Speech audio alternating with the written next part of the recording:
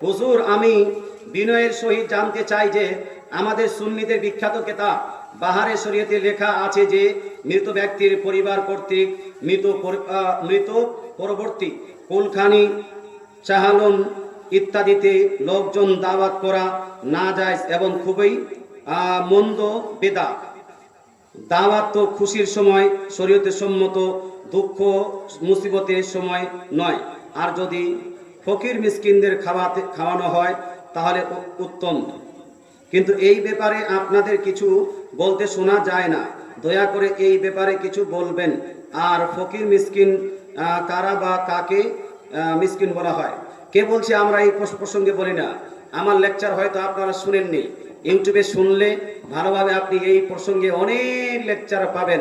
আমরা বলি চল্লিশা করা যায়, চারণ করা যায়, তিজা করা যায়, কুলখানি করা যায়, মৃত ব্যক্তির জন্য কোরআন খানি করা যায়, তাসবিহ তাহলিল পাঠ করা যায়, কলেমা খানি করা যায়, কবর জিয়ারত করা যায়, মিলাদের মাহফিল করা যায়, জালসাও করা যায় আছে, সাদকা খায়রাত করা যায় আছে, ভোজের আয়োজন করা যায় আছে। তবে এই ভোজের আসল হকদার হলো ফকির মিসকিন। কথা বোঝা গেল? মুসলমান তবে কোন সম্পদশালী কোন যদি ধনী ব্যক্তি খেয়ে নেয় তাহলে ওটা হারাম হয়ে যাবে না? কি হবে না? হারাম হবে না। এখানে আপনি হয়তো বুঝতে পারেননি, এখানে বলা হয়েছে দাওয়াত করা। দাওয়াত বুঝতে পারছেন? এই যে ইনভাইট করছেন, সবাইকে আম ভাবে দাওয়াত দিচ্ছেন, এই ইনভাইট করাটা নিষেধ আছে। ইনভাইট করাটা শুধু এখানে নিষেধ নয়, ফাতোয়ার এসবিয়া শরীফে আলা হযরত আজিমুল বরকত মুজাদ্দিদ দ্বীন মিল্লাত আলাইহি রিজওয়ান বলেছেন ধনী ব্যক্তিদেরকে আম ভাবে দাওয়াত করা এটা নিষিদ্ধ। এটা কি? এটা নিষিদ্ধ। তবে এই কুলখানি কোরআন খানি এগুলা নিষিদ্ধ নয়, দোয়া করা এগুলা নিষিদ্ধ নয়। তো মুসলমান আপনাকে বলতে চাই, আমরা তো এটাও বলি চল্লিশা চাহারমে গ্রামের যেটা গরিব মিসকিন আছে ওই গরিব মিসকিনদেরকে দাওয়াত দিয়ে খাবারের আয়োজন করবেন।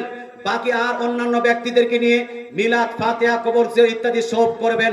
গরিব মিসকিনদের জন্য আয়োজন করবেন। 3টি গরু করতে চেয়েছিলেন, 2টি গরু করতে চেয়েছিলেন।